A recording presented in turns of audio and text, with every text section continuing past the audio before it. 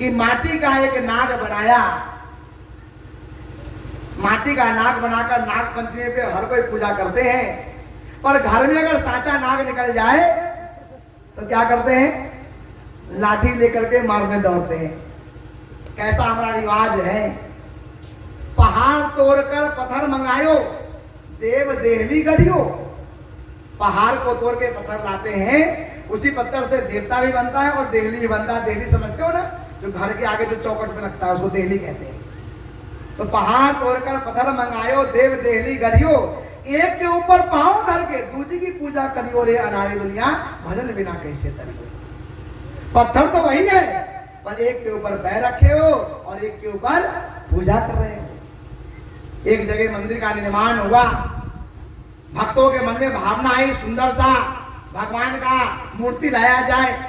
चले गए राजस्थान मकराना, संगमरमर की मूर्ति बड़े सुंदर सुंदर मिलते हैं। पसंद आ गया, खरीद लिए भगवान का मूर्ति। कहा यहाँ पत्थर भी बड़े अच्छे मिलते हैं, बड़े मार्बल टाइल्स भी ले लो, वो भी ले लिए। ट्रक पे लोड कर दिए। ट्रक पे लोड करके जब चलने लगे तो पत्थर में और उस जो मूर्ति में टकराव होने लगी, तो पत्थर रोने लगे और मूर्ति से कहा मेरे साथ बड़ा अत्याचार हुआ है, भगवान ने ठीक नहीं किया मेरे साथ में। बोले क्यों?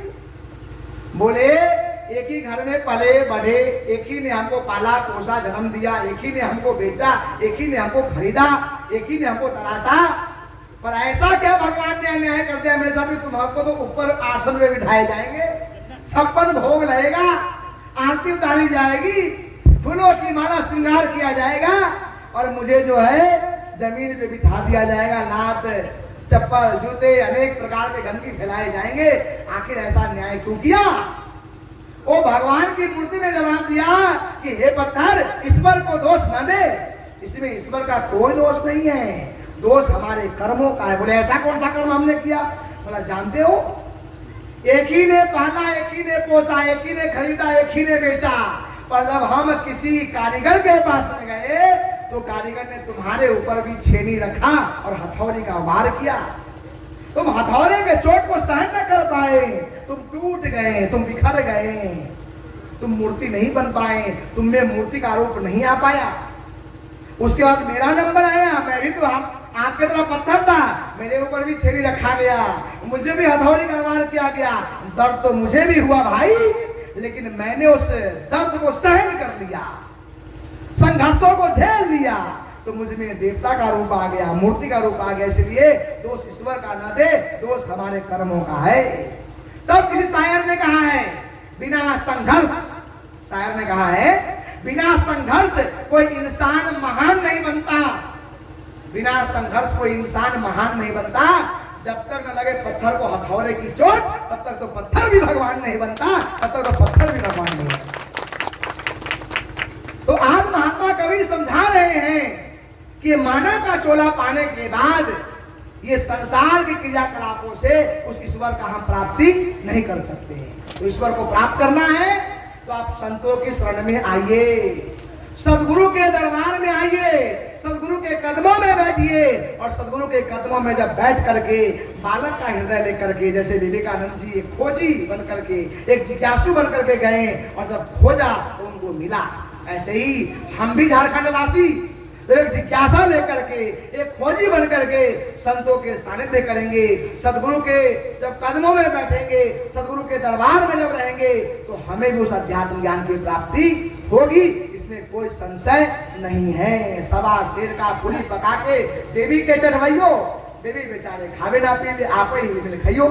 सवा मन के लड्डू चढ़ाओ, पूरी चढ़ाओ, भोग लगाओ और देवता तो खाते नहीं, खाते तो हम ही हैं। इसीलिए लोग देवता की पूजा ज्यादा करते हैं, सदगुरु की पूजा नहीं करते। जानते हो क्यों?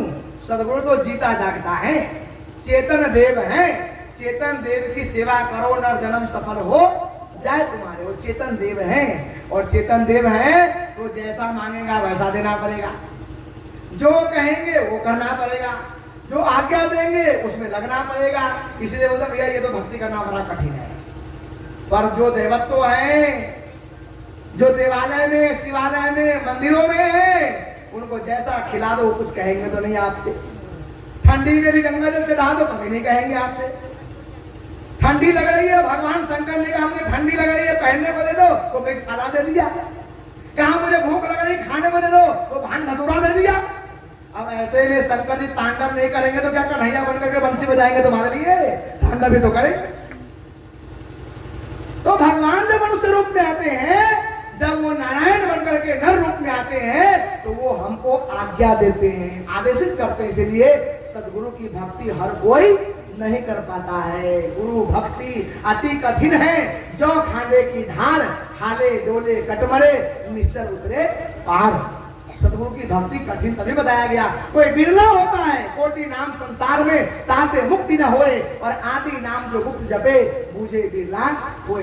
कोई बिरला होता है, करोड़ों में कोई एक होता है जो सदगुरु की भक्ति को प्राप्त करता है।